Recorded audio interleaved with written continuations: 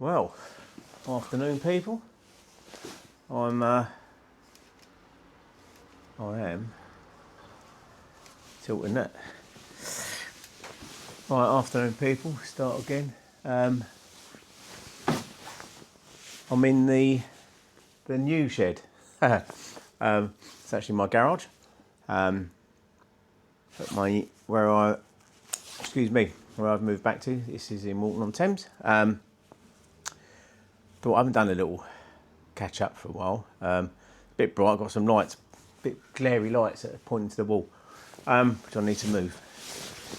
Basically, little catch up. Fished Fish South Silvers Qualifier on Saturday. Now I went there Wednesday for recce, and I caught. It was really hard. Caught 2 fish on the straight lead, a maggot, and 2 on a pole down the middle. It was very windy. But what I did notice when I was practicing on the Wednesday was that it seems to be loose feeding a few maggots down the middle. I felt that was the way to go. Not so much ground bait. I don't think ground bait did any good in the end, and I think I messed up a little bit on the actual qualifier, but I'll get to that in a minute. Started on the practice, back to practice. Decided for the actual match, depending on where I drew a sort of a peg. Most pegs you're going to have to start on a little feeder or something anyway. It was literally going to be a case of playing around a little bit for the first 2.5 hours, really.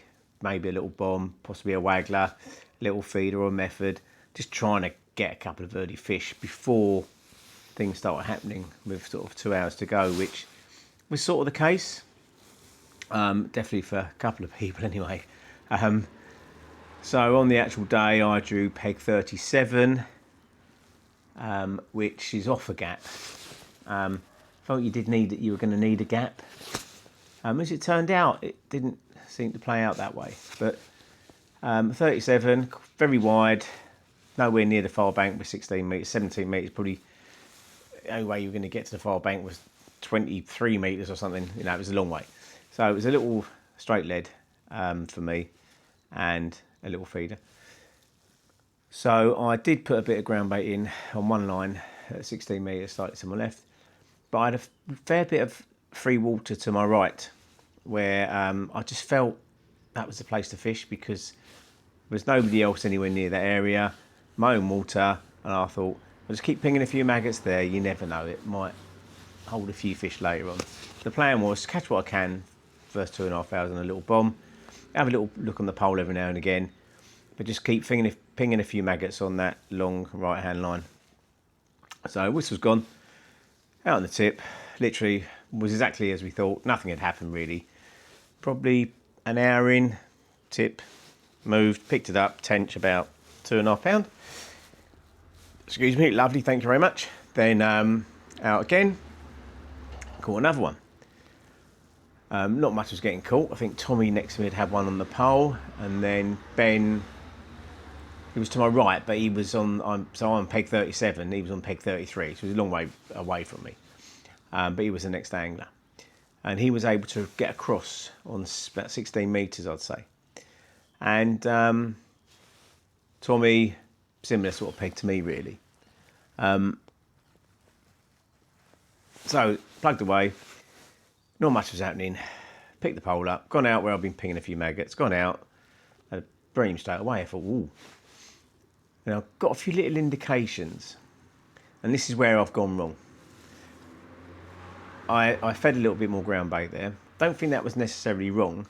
What was wrong was I fished, started on a 4B12, went down to 4B10, and I caught 3 more fish on that, and I struggled.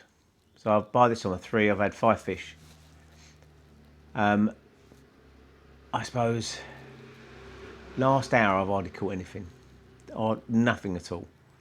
One more fishing long to my right, and I went to a 4B10, and I think that was too heavy. And interestingly, after talking to Ben, who won the match on 33, we'll get to that. Ben basically, I could see Ben, and he's done well. He's fished across, and he's caught a couple of fish across, and he kept plugging away, tapping into maggots. I think he just fed maggots on that line. But suddenly he started catching. He's ended up with 42 pound and won the match. Well done. He said, I'm pretty pleased for him because he'd fished 9 qualifiers before that, and obviously not qualified. And so I think this was his 9th qualifier, and he's qualified. So fair play to him. He's deserved to get into the final. But after talking to him at the end, he's fished long across, but he's had to go down to a 3B8. And he said if he fished heavier than that, he was getting signs, but no bites. Now, I think that's where I went wrong. I fished 4B10. 4B10 is this float here, in fact. Very light little, still a light rig. 4B10 light rig. Little tiny strung out. Where are we? 11 strung out. You can see that. 1 there, 1, 2, 3, 4, 5, 6, 11 strung out. Now, that's light. Bearing in mind you're looking at 4.5 foot deep-ish. That you feel you don't really want to fish any lighter than that, really, in your head because of the depth and all the rest of it. And you want to see that you're getting some indications. You need a bit of a slightly positive rig to just sort of show up any indications, lift bites and stuff like that. Well, it just seemed to me that by fishing lighter, basically what they wanted. They wanted the bait falling through the water naturally.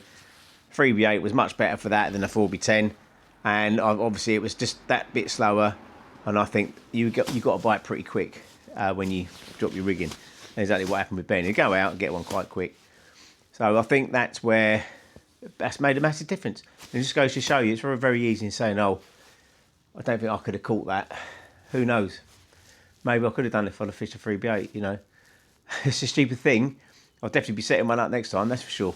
Just goes to show the slightest little things makes a little bit of difference. So that's what I was trying to say on this little video, really, was that you just never know. You never know.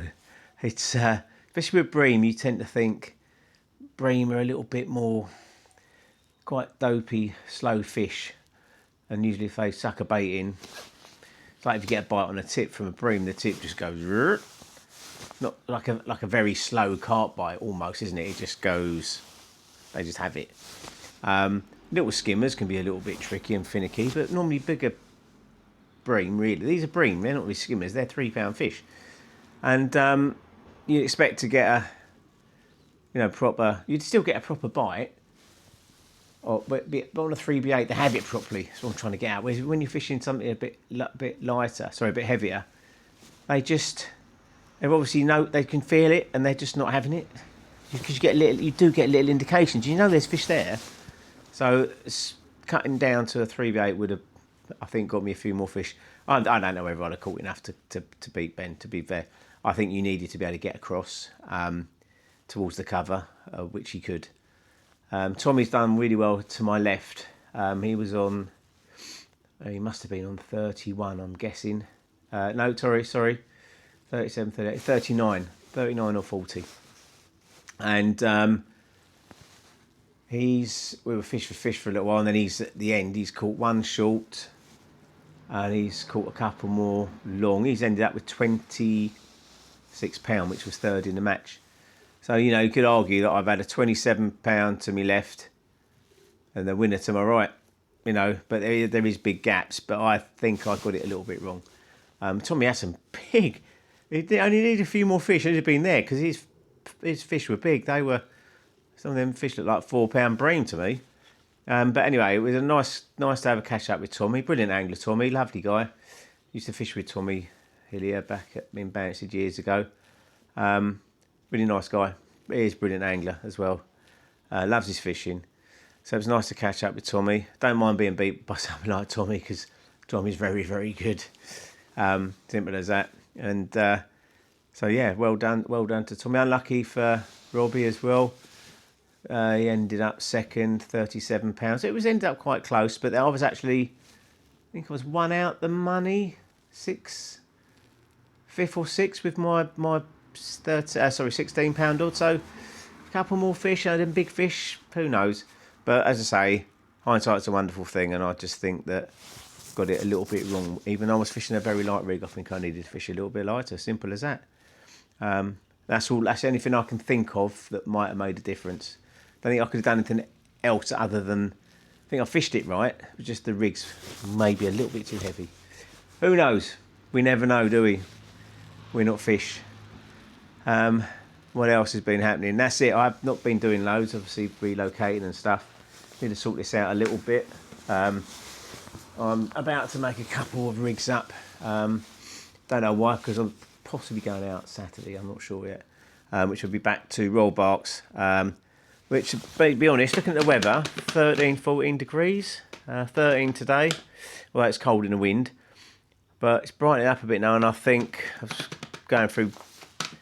I went up to see the lakes the other day and Mick got some pellets and stuff, and so I was getting a few pellets sorted out because I'm probably going to have a pellet match if I go, just to feel my way in it really. See what happens. I think it's a sort of venue you can fish however you want to fish, the bait you want to fish. So I'll just keep it cheap, fish pellets, and go from there and see what happens. So I should be making some pellet rigs up, which would be pretty much similar to the other rigs that I've got, if I'm completely honest. Won't be anything different. I'll still have, even though with pellets you tend to fish with a bulk and a dropper, but I'll definitely have a little strung out rig for them as well. Why treat them any different than fishing maggots, you know? There you go. Right, I'm going to sign off because I'm blabbering, but I'll try and do some more of these. I had a bit of a nightmare filming a match at Marsh Saturday. The bloody sound was playing up, so I've had to reset everything. It's working now, typical. So I'll carry on filming when I can. I'm going to do a few more of these. So I think just as informative, if you like, as watching my back for 5 hours, not catching a lot. But anyway, thanks for watching. Thanks for the nice comments from the last few videos that I did at Roll Barks. I'll film it again Saturday if I go, and we'll go from there. I'll say it's pellet time now, I think, really. Pellets, pole mix, ground bait will start coming into play. The old pole mix and pellets, and I still like my sweet multi-match actually. Doesn't get quite as much publicity as other ground baits, but trust me, it's a brilliant ground bait. Use it for everything. So that's what I'll be using throughout the summer. I love it because it catches a bit of everything. So that's it. I'm going to sign off for now. Thanks for watching, and I will see you all soon. Bye for now.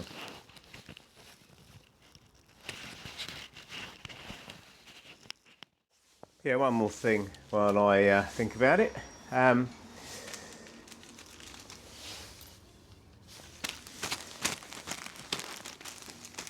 Amber flow elastic from Ian, very similar to Hydro. Just thought I'd give it a shout out.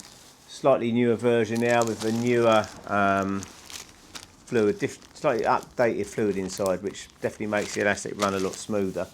So if you're in the market for updating your elastics, then give Amber Flow a go. You won't be disappointed. Brilliant elastic.